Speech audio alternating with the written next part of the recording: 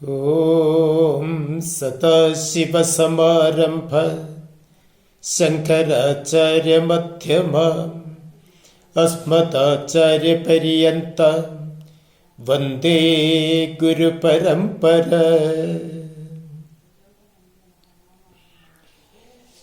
ആദരണീയരായ എല്ലാ സനാതനധർമ്മ വിശ്വാസികൾക്കും ഭാരതീയം യൂട്യൂബ് ചാനലിലേക്ക് സ്വാഗതം. കഴിഞ്ഞ വീഡിയോയിൽ നമ്മൾ പ്രതിപാദിച്ചത് ഗണപതി തത്വത്തെക്കുറിച്ചായിരുന്നു. ഇന്ന് നമ്മൾ പ്രതിപാദിക്കുന്നത് ഗണപതി ക്ഷേത്രത്തിൽ ഏത്തമിടുന്നതിൻ്റെ രഹസ്യമാണ്. ഗണപതി ആരാണെന്ന് ഞാൻ സൂചിപ്പിച്ചിരുന്നു. ഗണപതി ക്ഷേത്രത്തിൽ ഏത്തമിടുന്നത് പലരും എന്തിനാണ് എന്ന് ചോദിച്ചാൽ പലരും ഒറ്റ വാക്കിൽ പറയും, നമ്മൾ അറിഞ്ഞോ അറിയാതെയോ ചെയ്തിട്ടുള്ള എല്ലാ തെറ്റുകൾക്കും പ്രായശ്ചിത്തം എന്ന നിലയിലാണ് നമ്മൾ ഗണപതി ക്ഷേത്രത്തിൽ ഏത്തമിടുന്നത് എന്ന്. അത് നമ്മുടെ സാമാന്യനെയുള്ള ഒരു വിശ്വാസം മാത്രമാണ്. അതിലുപരി ഗണപതി ക്ഷേത്രത്തിൽ ഏത്തമിടുന്നതിന് പിന്നിൽ ഒരു വലിയ തത്വരഹസ്യമുണ്ട്, ശാസ്ത്രരഹസ്യമുണ്ട്. നമ്മുടെ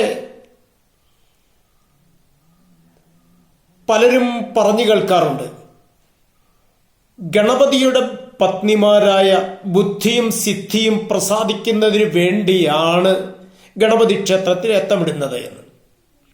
അതും ശരിയാണ്. ചിലര് ഏത്തമിടുന്നതിന് പിന്നിലുള്ള രഹസ്യം പലപ്പോഴും സാമാന്യ ജനങ്ങൾക്ക് അറിഞ്ഞുകൂടാ. അതാണ് നമ്മൾ ഇന്ന് പ്രതിപാദിക്കുന്നത്. ഈ വീഡിയോ നിങ്ങൾക്ക് ഇഷ്ടപ്പെട്ടുവെങ്കിൽ ദയവായി എല്ലാവരും സബ്സ്ക്രൈബ് ചെയ്ത് ഈ ഉദ്യമത്തെ പ്രോത്സാഹിപ്പിക്കണം, ഷെയർ ചെയ്യണം, ലൈക്ക് ചെയ്യണം. പരമാവധി ഈ സന്ദേശം എല്ലാ ഹിന്ദു ധർമ്മവിശ്വാസികളിലും എത്തിക്കുവാൻ വേണ്ട കാര്യങ്ങൾ ചെയ്യേണ്ടതാണെന്ന് അറിയിക്കുകയാണ്. ഏത്തമിടുന്നത് നമുക്കറിയാം. ഗണപതി ക്ഷേത്രത്തിൽ പ്രദക്ഷിണ തത്വം ഏകം വിനായകം പ്രോക്തം എന്നാണ്. ഒരു പ്രദക്ഷിണവും 21 ഏത്തവും ഇടണമെന്നാണ്. എങ്ങനെയാണ് ഏത്തമിടുന്നത്? നമുക്കറിയാം, വലതുകാൽ ഇടതുകാലിന്റെ സ്ഥാനത്ത്, ഇടതുകാൽ വലതുകാലിന്റെ സ്ഥാനത്ത്, അങ്ങനെ കാലുകൾ പിണച്ചു നിർത്തി വലത് കൈ ഇടത് ചെവിയിൽ, അതുപോലെ ഇടത് കൈ വലത് ചെവിയിൽ. ചിലര് ഇങ്ങനെ പിടിക്കുന്നവരുണ്ട്, ചിലര് ഇങ്ങനെ പിടിക്കുന്നവരുണ്ട്. എങ്ങനെ പിടിക്കണം എന്ന് ചോദിച്ചാൽ എങ്ങനെ പിടിച്ചാലും കുഴപ്പമില്ല, ചെവിയുടെ ഈ ഭാഗത്ത് പിടിമുറുകണം. അങ്ങനെ 21 പ്രാവശ്യം ഏത്തമിടണം. 12 കുറയാനേ പാടില്ല എന്നാണ് വിധി. എന്തിനാണ് ഏത്തമിടുന്നത്? നമുക്ക് അറിയാം, നിങ്ങൾ കേട്ടിട്ടുണ്ടാകും, അഗസ്ത്യമുനിക്ക് ഉടൽക്കൂർ എന്നൊരു ശാസ്ത്രമുണ്ട്. മർമ്മഗുരു കൂടിയാണ് അഗസ്ത്യ മഹർഷി. ഏതാണ്ട് 108 മർമ്മങ്ങൾ ദർശിച്ചയാളാണ് അഗസ്ത്യൻ. അതുപോലെ ഭോഗാനന്ദൻ എന്ന മഹർഷി 114 മർമ്മങ്ങൾ ദർശിച്ചയാളാണ്. വാഗ്ഭടൻ 107 മർമ്മങ്ങൾ ദർശിച്ചയാളാണ്. പക്ഷെ ആ കാലഘട്ടത്തിലും ഈ കാലഘട്ടത്തിലും പ്രചാരമായിരിക്കുന്ന അഗസ്ത്യന്റെ മർമ്മശാസ്ത്രം 108 മർമ്മങ്ങൾ അഗസ്ത്യൻ ദർശിച്ചു. അഗസ്ത്യ മഹർഷിയുടെ ഉടൽക്കൂർ ശാസ്ത്രത്തിൽ പറയുന്ന രഹസ്യമുണ്ട്. അതെല്ലാവരും ഒന്ന് ശ്രദ്ധിക്കുന്നത് നല്ലതാണ്. അഗസ്ത്യൻ പറഞ്ഞു, പരത്തിൽ പരനായിരിക്കും പരാപരത്തിൽ പരമേശ്വരൻ ധരാതലം പടയ്പ്പതിനായി താൻ തന്നെ നിനൈന്തരുളി. പരത്തിൽ പരൻ തോന്നി, പരനിൽ ശിവൻ തോന്നി, ശിവനിൽ ശക്തി തോന്നി, ശക്തിയിൽ ബുദ്ധി തോന്നി, ബുദ്ധിയിൽ നാദം തോന്നി, നാദത്തിൽ ബിന്ദു തോന്നി, ബിന്ദുവിൽ ആത്മാവ് തോന്നി, ആത്മാവിൽ അപ്പ് തോന്നി, അപ്പിൽ വിധി തോന്നി, വിധിയിൽ ശിവൻ തോന്നി, ശിവനിൽ ഔഷധം തോന്നി, ഔഷധത്തിൽ അന്നം തോന്നി, അന്നത്തിൽ മേധാസ്തി തോന്നി, മേധാസ്തിയിൽ അസ്ഥി തോന്നി, അസ്ഥിയിൽ മജ്ജ തോന്നി, മജ്ജയിൽ ശുക്ലം തോന്നി, ശുക്ലത്തിൽ ശോണിതം തോന്നി, ശോണിതത്തിന് നടുവേ എണ്ണടങ്ങായി പ്രാണൻ എന്ന വായുവുമുണ്ടായി. അഗസ്ത്യന്റെ ഉടൽക്കൂർ ശാസ്ത്രമാണിത്.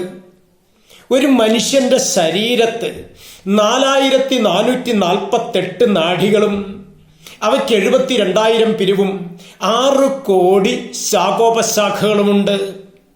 ഇവിടെയാണ് ഇതില് ഇത്രയും നമ്മുടെ നെർവസ് സിസ്റ്റം, അതായത് നാഡീവ്യൂഹം എത്രയാണ്? 4448 നാഡികൾ, അവയ്ക്ക് 72,000 പിരിവുകൾ, 6 കോടി ശാഖോപശാഖകൾ, ഇത്രയും അടങ്ങുന്നതാണ് നമ്മുടെ ശരീരം. അതുപോലെ തന്നെ അസ്ഥികൾ പ്രമാണപ്രകാരം 360, അതിൻ്റെ കണക്കുകളെല്ലാം ഉണ്ട്.